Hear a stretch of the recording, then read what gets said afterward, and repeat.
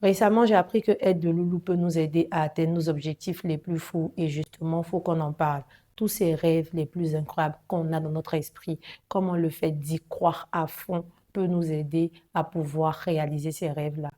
Bienvenue sur ma chaîne YouTube, je suis Anaïs, Brain Manager. J'ai écrit un livre, motivatrice et conférencière, et aujourd'hui, on va parler du fait que de Loulou is de Soloulou. Let's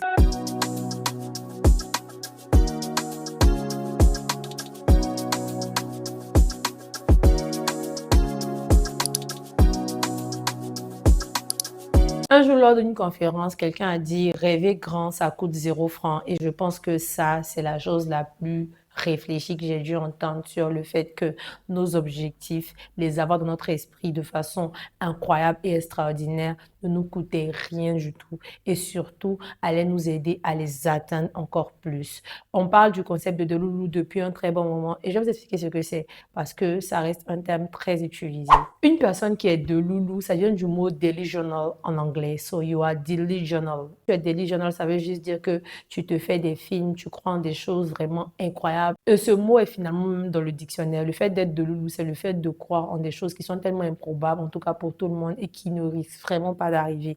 L'origine vient depuis 2010 avec l'avènement du K-pop, où en fait les fans de K-pop vont commencer à tellement être fans des différentes stars qu'elles vont penser qu'elles pourront se marier avec ces stars-là. Et donc, on va les appeler les Loulou, les personnes qui pensent qu'elles peuvent se marier avec les grandes stars de K-pop. Elles se voient en couple avec elles dans leur esprit. Franchement, ils sont en train de se marier. Bref.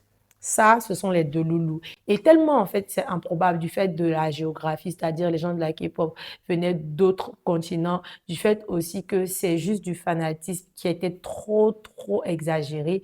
Les Loulou vont laisser, en fait, place à un concept sur TikTok qui est beaucoup plus le fait de croire en ses rêves pour pouvoir les réaliser. D'où l'expression de Loulou is de Sololou. Le fait de commencer à penser que tu peux faire des choses incroyables, de commencer à rêver grand, peut t'aider directement à poser les actions pour le faire. Et justement, je veux qu'on en parle parce que on ne parle pas forcément de ça tout le temps. Pourquoi c'est important de rêver grand et de voir tes rêves en grand? On va toujours dire généralement aux gens quand ils ont des projets, en tout cas moi-même je le dis, d'avoir des projets qui sont spécifiques, qui sont mesurables, qui sont atteignables dans le temps, en tout cas qui sont smart dans la plupart du temps. Et l'idée en fait, c'est de pouvoir dire aux gens, c'est vrai de rêver grand, mais il faut toujours commencer quelque part. L'autre chose que Delulu vient changer par rapport à ça, c'est que normalement, le fait de rêver trop grand, de rêver trop improbable, doit te faire travailler à fond pour atteindre ça. Est-ce que tu as capté? Dans le sens où on ne t'interdit pas de rêver grand, de rêver extraordinaire, de te dire que tu vas faire des chiffres d'affaires de 9, 8, 10 chiffres. On ne t'interdit pas de penser à ça. Mais le fait que tu commences à penser à des choses qui sont tellement improbables, ça va te pousser à poser des actions tous les jours pour pouvoir les atteindre. Et justement, nous, on veut que tu puisses atteindre ce niveau parce que quand tu rêves très grand, tu es au moins capable d'arriver au milieu. Et ça, c'est déjà pas mal. Du coup, le concept de Loulou est devenu très positif dans le sens où il faut croire très fort en ses rêves les plus fous. C'est vraiment la nouvelle norme. Commencer à croire très fort en ses rêves les plus fous. Quand on commence à croire très fort, il y a plusieurs choses qui vont suivre. Donc, il y aura des actions, il y aura de la discipline, il y aura de la motivation. Et ce qui est bien quand on est de Loulou, c'est que tout le monde a l'impression qu'on est fou, justement. Et quand quelqu'un est fou, vous allez remarquer dans le Moyen-Âge, les artistes, les personnes qui travaillaient dans tout ce qui est innovation, qui ont découvert des choses, les inventeurs étaient considérés comme des fous. On les voyait comme des gens qui allaient faire des choses qui ne sont vraiment improbables. Et c'est parce qu'on les considérait comme des fous qu'ils ont réussi à le faire. L'autre chose, c'est qu'on les considérait comme des fous, pas seulement à cause de l'idée qu'ils avaient, mais à cause de l'énergie qu'ils mettaient dans cette idée que tout le monde trouvait peut-être nonsense. Par exemple, quelqu'un comme Thomas Edison qui voulait faire en sorte qu'il y ait une ampoule, à ce moment-là, les gens le trouvaient fou déjà pour l'idée, mais on le trouvait fou parce qu'il ne faisait qu'essayer, essayer encore et encore, jusqu'à la millième tentative. Je pense que ça, c'est vraiment les caractéristiques de quelqu'un qui est vraiment fou. Tu dois être fou pour tes rêves parce qu'il n'y a personne d'autre qui va venir essayer de le faire avec toi. Surtout que c'est tous des rêves qui sont improbables et qui ont pour la plupart du temps aucun sens pour les autres, mais beaucoup de sens pour toi. Et donc, ces personnes du Moyen Âge vont être considérées comme des fous à cause de l'énergie qu'ils mettaient dedans, à cause de la dimension de l'invention qu'ils voulaient faire sortir, mais aussi à cause des sacrifices qu'ils faisaient.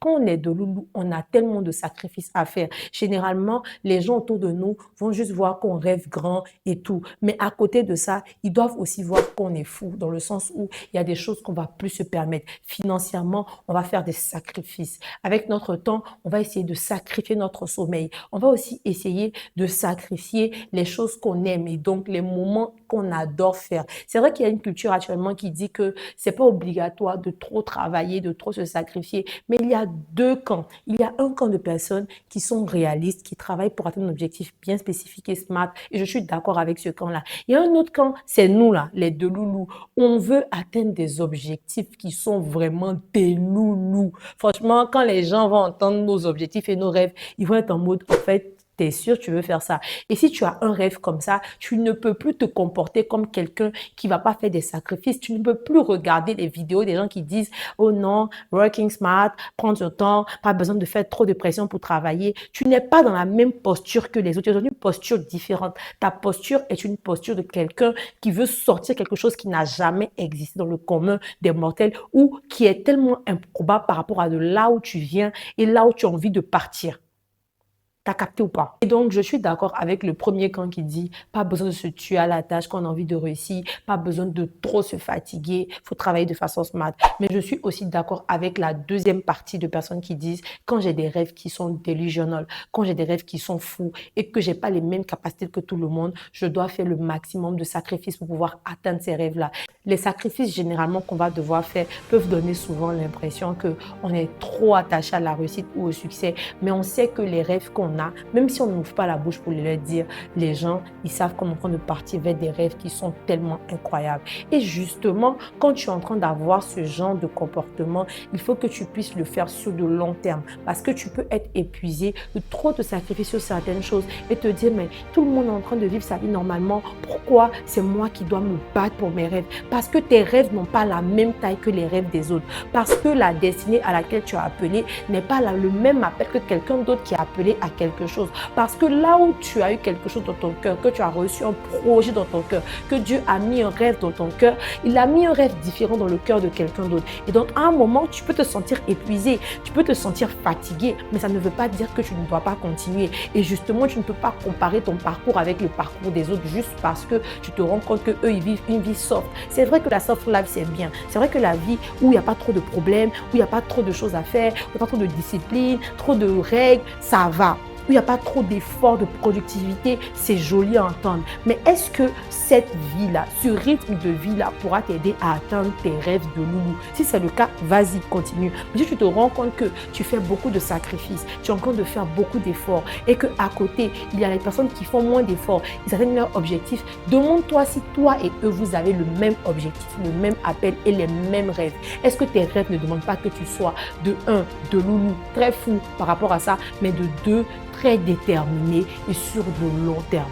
Je vais prendre un exemple simple. Quand j'ai commencé à créer du contenu, je restais jusqu'à pas d'heure pour tourner mes vidéos parce que j'avais des réalités différentes des autres. C'est vrai qu'on va dire que tu n'es pas obligé de te comporter comme une workaholic. Workaholic, c'est un terme qui a été utilisé pour vulgariser les gens qui travaillent trop, qui sont saoulés. C'est-à-dire qu'ils sont ivres du travail qu'ils font tellement qu'ils travaillent beaucoup. Et les gens commençaient à dire non, faut pas être un workaholic parce qu'il y a des maladies mentales qui sont reliées à ça. Mais quand je faisais tout ce que je faisais, c'était parce que je voulais être la plus grande travailleuse ou la plus grande personne qui ne dort pas la nuit. C'est parce que j'avais des objectifs de contenu bien précis et que je savais où je voulais aller. Cette période de ma vie-là, j'ai dû m'asseoir et faire des contenus pendant des heures et des heures dans la nuit. Il y a ma soeur qui dormait avec moi dans ma chambre, qui me regardait, qui se réveillait dans la nuit, qui me revoyait en train de parler devant la caméra et qui s'est rendu compte que j'étais vraiment delusional. Elle se disait, mais attends, tu dors pas. Parce que je voulais que ma régularité soit démarquante. Je voulais aussi que mes contenus ne soient pas en stop pour aucune raison de paresse ou quoi que ce soit. Et en fait, cette volonté d'avoir une certaine régularité me demandait d'avoir des sacrifices, surtout sur une période. Être de loulou, c'est pas se dire qu'on va se sacrifier toute notre vie.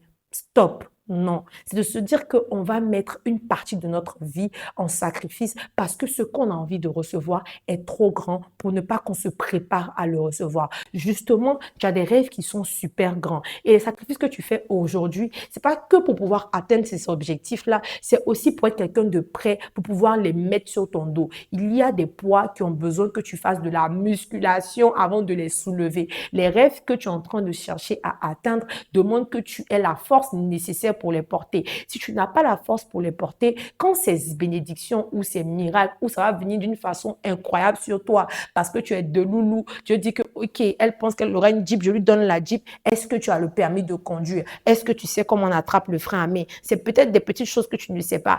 Bref, mais il faut que tu puisses savoir ça.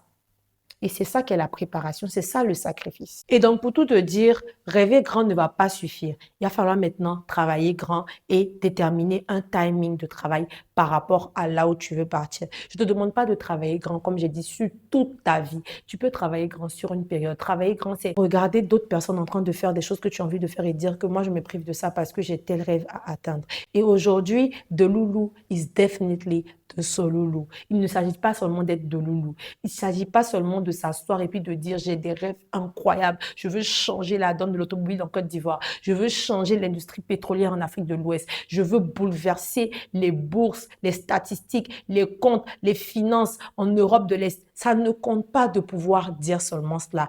Être de loulou va être accompagné de actions loulou. Tu es obligé de poser des actions qui vont suivre, tout ce que tu veux, en tout cas des tâches qui vont t'aider à atteindre l'objectif. Et parmi les actions que tu dois poser, si tu es de loulou, il y a aussi des actions qui sont liées à ta discipline, notamment des méthodes comme la méthode 90-90-1 qu'on est justement avec toute ma team Avance en train de tester actuellement. C'est-à-dire que tu prends 90 jours et tu te concentres sur un objectif. Tu es de loulou là-dessus pendant 90 minutes sur 90 jours. Ça, c'est une façon d'être de loulou. Clique juste le lien de ma description si tu as envie de rejoindre notre communauté pour être boosté et pour pouvoir être un de loulou qui est discipliné. Être de loulou, c'est aussi prendre sur toi certaines choses que tu ne peux pas faire aujourd'hui. C'est aussi accepter que tu as décidé d'atteindre certaines choses et que tu vas te donner les moyens pour ça. C'est aussi nourrir ton mindset, regarder des vidéos qui vont t'aider à tenir bon, à rester motivé. C'est aussi partager et commenter les vidéos comme ça pour soutenir les gens. C'est aussi nourrir ton esprit critique. C'est aussi nourrir ton corps, c'est-à-dire que tu sais que tu vas travailler beaucoup, il faut que tu puisses te nourrir. C'est aussi faire attention à ta santé mentale, à ta diète, comme une de mes amies aime le dire. C'est aussi faire attention à toi en général parce que tu es le porteur du rêve. Le porteur du rêve a vraiment tout l'intérêt de se porter mieux pour que le rêve puisse arriver. Et donc, soyons tous de loulou, mais posons des actions concrètes par rapport aux rêves assez grands qu'on a pour nos propres vies, parce qu'il n'y a personne qui viendra le faire à nos places. Si on est de loulou et que Dieu même voit qu'on a de grands rêves, il nous faut nous poser des pas pour qu'il puisse nous pousser. Il n'y a personne qui viendra le faire à ta place, il n'y a personne qui viendra le faire à notre place. On est obligé de travailler pour atteindre cet objectif pour lequel nous sommes autant de loulous. Soyons de loulous en fait, en esprit et en vérité. Prends soin de toi. Clique dans le lien pour nous rejoindre ensemble ou bien pour télécharger mon journal de progrès pour être un de loulou qui est bien concentré. Prends soin de toi et big up.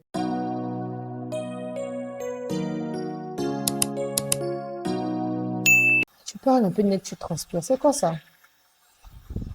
Il est 3 heures du matin. Delusional. Am I pronouncing well or not? Anyway, non, aujourd'hui je transpire trop.